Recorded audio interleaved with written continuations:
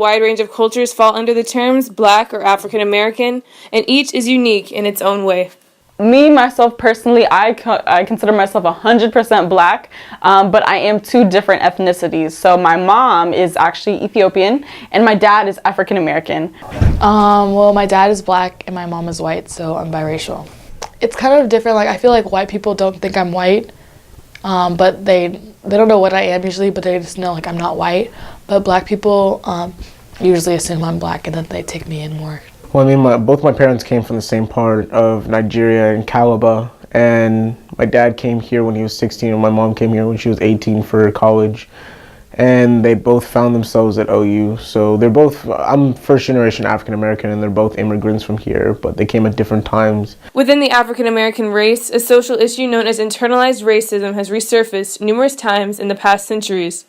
Defined by the TAARM as an acceptance of racial views, stereotypes, or biases within one's own ethnic group, Black people undoubtedly experience these prejudices even within their own race. I definitely see dark-skinned Black men and women, and they're definitely treated worse than I am in most cases because, I mean, since I can remember, lighter skin has always been more, like, generally more beautiful to society, so they're treated better than people with darker skin.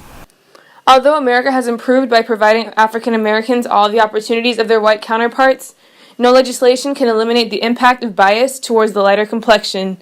This can be seen in all levels, but it essentially begins in front of a screen.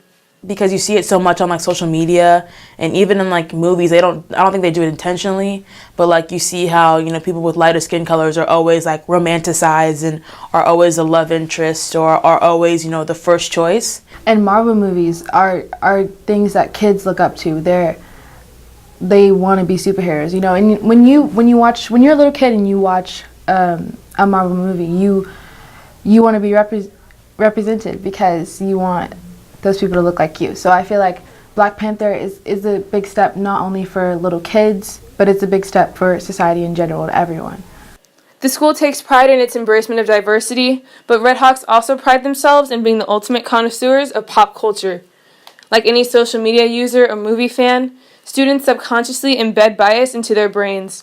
As a result, this internalized racism travels even in classrooms. Obvious ways that I've seen it is kind of just between peers. You'll often see, like, as I said, like romantic desirability. Everybody wants that, you know, light, bright, beautiful, light-skinned, yellow-boned girl. That's the girl in the music videos. That's what's considered more attractive, sexy. And so you'll see that when you try dating in high school, trying to make friends. I think people think that it's not as shocking when you see like a mixed race person who has like a lot of white friends.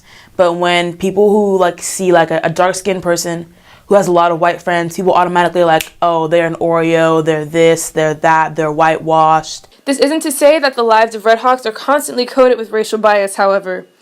Students agree that the majority of their experiences reflect the willingness of the student body to accept those who do not look like them. That's the thing about Liberty. It's like we're very diverse, so I feel like there's a lot of times where people do act like the stereotypes, and there are people who you think would act like the stereotype, but they don't. So that's what I feel about like Liberty. Not everything is like, you know, the stereotype or the cliche or whatever it is. Like people just act how they act. I have friends who are the palest people you'll ever see in your life, and then I also have friends who are dark. Like I have friends mixed in between, black, white, mixed, Hispanic, Asian. I have all kinds of friends. Like as long as your personality, as long as I like your personality, don't care what your skin color is, I'll be friends with you.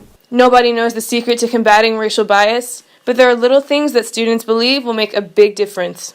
If you're gonna accept one part of a culture, you should be open to exploring and accepting the other parts of the culture.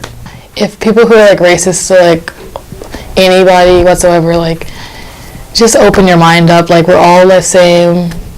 We all made up with the same stuff. You know, at the end of the day, we all end up dead. So might as well support each other over here. Reporting for WTV, I'm Kennedy Williams.